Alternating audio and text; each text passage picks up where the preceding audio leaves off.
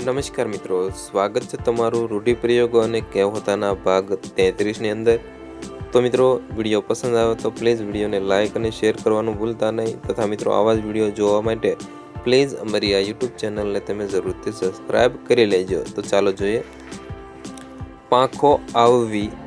એટલે ઉડતા શીખવું,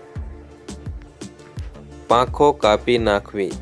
એટલે અસહાય બની રહેવું, પાંચ આંગળીએ એટલે સંપૂર્ણ, પાંચ શેરી બાંધવી એટલે ગળે જોતરું વળગાડવું, પાંદડું ફરવું એટલે ભાગ્યોદય થવો, પાંદડે પાણી પાવું એટલે હેરાન કરવું, પાંસરું કરવું એટલે ખૂબ માર મારવો, પાંસળી ખસવી એટલે મગજ ભમી જવું, પાંસળા ખોખરા કરવા એટલે સખત માર મારવો, પીપુડી વગાડવી એટલે એકની એક વાત કહ્યા કરવી, પીઠ ઉઘાડી પડવી એટલે અસહાય થવું,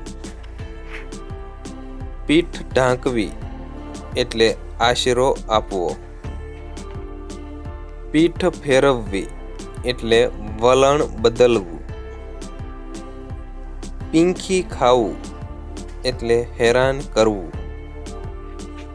પીંછનું પારેવું કરવું એટલે ન જેવી વાતને મોટું સ્વરૂપ આપવું,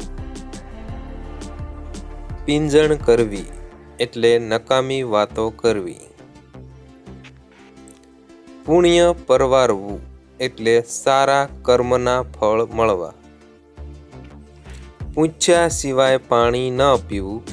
એટલે બીજાને પૂછ્યા વગર કોઈ કામ ન કરવું, પૂરું ઉતરવું એટલે સફળ થવું, પૂંછડી પટપટાવવી એટલે નમી પડવું। તો મિત્રો, આ હતા ભાગ 33ના કેટલાક રૂઢિપ્રયોગો અને કહેવતો।